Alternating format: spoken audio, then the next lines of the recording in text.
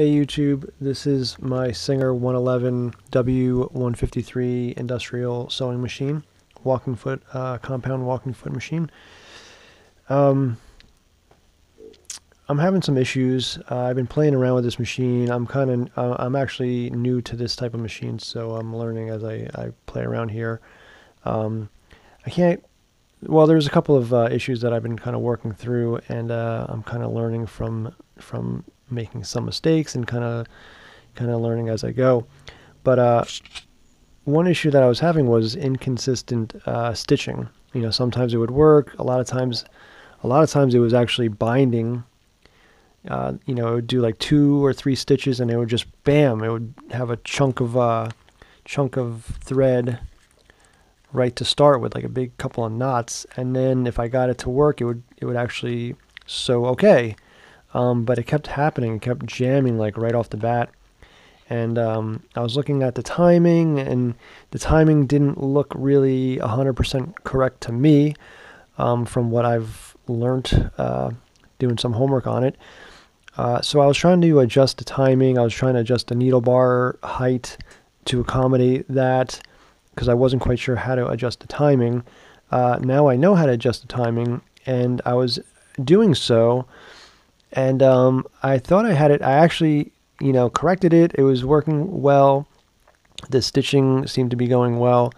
However, whatever I did, I don't know what would have caused this exactly, but I had the machine previously set to the highest or the lowest stitch number to get the, kind of like the longer stitches. So it was set to the lowest number, and all of a sudden it's stitching like really tight stitches. As you can see here, this is a piece of bicycle tube, super tight grouping of stitches. I do not know what changed to cause this. So that's one issue that kind of propped up or from messing around with it. But the other issue that I found, that I think if we could fix this, it probably will resolve a couple of things. But let me flip the machine over and I'll show you.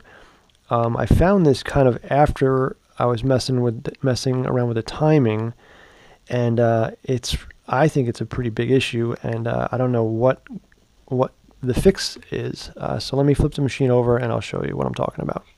Give me 1 second here.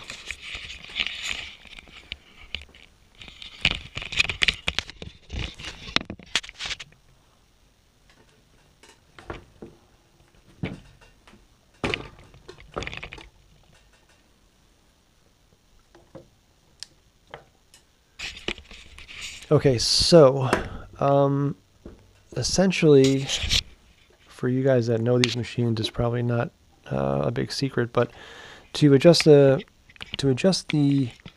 timing and the hook timing, you essentially turn these two screws here, and you're supposed to move this gear left or right.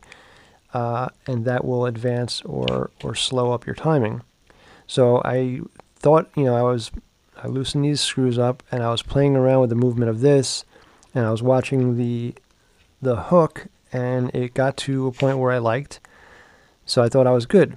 However, in doing that, I started to move around the drive shaft, and I noticed that it has quite a bit of left and right movement that I don't think should be there, because effectively, if it can move left and right, it's going to change this all by itself, which changes your timing all by itself. So I don't think it should be doing that. You can kind of see over here, if you look, you see how much gap you have here. That's just the drive shaft sticking through. And I'll show you, if I can put the camera down for a minute, I'll show you how much play that goes back and forth. Now I thought, wasn't really sure, but there is, if you look over here, there is a collar here, which I thought maybe that was the guy that, kind of locked it in place. But that really is not it. So you see that movement right there? That cannot be good, because that is effectively, let's see if I can do it again. See what it's doing up here? It's changing where that hook timing is going to be. Now, I don't know where. I would have thought there'd be like a set screw somewhere to maybe hold that in place, and maybe there is. I am not really sure where. You know, there's a looks to be a set screw here that seems to be missing. That's either a set screw or maybe an oiling port. I'm not sure which. But if it's a set screw, it seems to be gone. And it doesn't seem like that would keep its placement. So, you know, there's another set screw here. I don't really think that does it either. And if you look over here, you know, this piece right here, which is this piece, you know, that just really floats back and forth. Oops, I don't want to do that. I mean, maybe it's missing a piece. You know, you could see how much gap you have there. That is not good. You know, I was thinking maybe if you loosen that, maybe you can kind of pull the axle, you know, that way and suck it down that way. But, and maybe you can. I just, I don't know. Maybe that is the way you do it.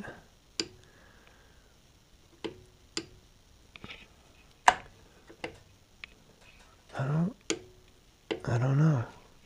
Anyway, maybe you guys can enlighten me a little bit. It would be great if somebody out there knew the fix to this and maybe posted up a video or you know, put it in the comments. That would be super helpful, because I think that's kind of the root cause of why I'm getting really crappy, inconsistent stitches with this machine. That would seem to be a pretty important detail to get straightened out, so that everything else can get based off of just a solid measurement. Anyway, thanks, and I appreciate all the comments below. Thanks. Bye.